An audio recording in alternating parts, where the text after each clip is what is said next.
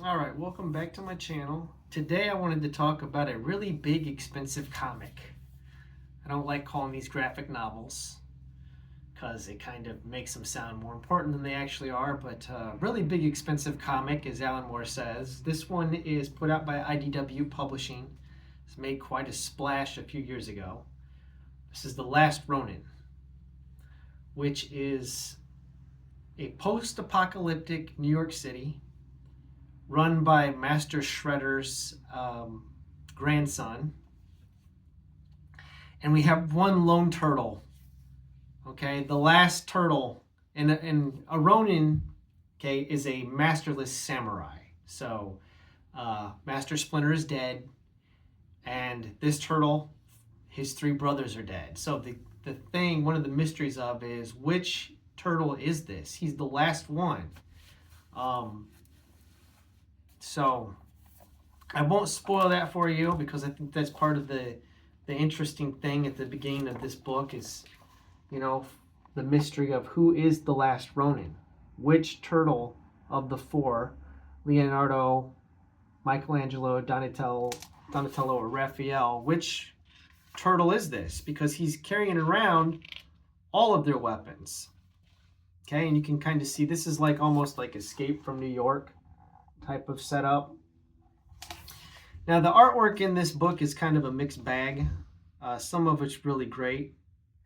Some of it I don't care for a whole lot, but it's acceptable. It's pretty good. It's not terrible. It's not anything that blows your socks off. But I will say that I think these black and white pages that are in here, if I can find one for you, are quite interesting. Oh, here's a great scene where he's got his brother's weapons. He's like, I failed, and he's getting ready to take himself out. All right, but he doesn't, obviously, or the book would be over. But we do get to see how we got to this state in these flashback scenes. We get to watch this turtle talk about how each one of his brothers and his master demised. So these are like flashback sequences, okay, where he's talking about what happened. And we also get these flashback sequences of what he did as he's explaining to April O'Neil's daughter. Okay, and I like these pages a lot. These are kind of like reminiscent of the old style Ninja Turtle comics from back in the 80s, where this masterless turtle is going over his exploits, talking about how he carried on and swore revenge, and these are really great pages. I wish the whole book would have been done in this style, to be honest with you. I think the black and white is really awesome. But if you're a Turtles fan, this is highly recommended.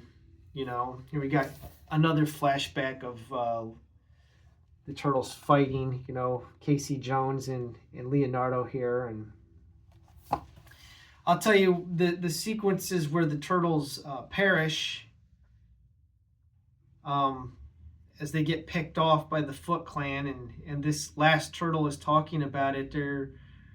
They are pretty. I wasn't expecting any emotion from it, but I did end up getting a little. I didn't cry or anything, but I did end up feeling, like kind of like, oh man, that kind of that hits home. That makes me feel. Makes me feel kind of a little bit morose.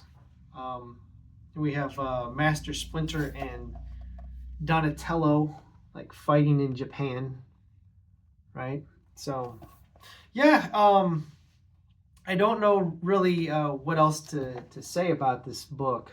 It's kind of, if you're a Turtles fan in any capacity whatsoever, if you like the Ninja Turtle movie from like 1990, the one that was done by Golden Harvest, or if you were a kid that grew up watching the cartoon, or If you read the comics, I think this kind of appeals to everybody. You can kind of put this as like the last Ninja Turtle story, like the capstone.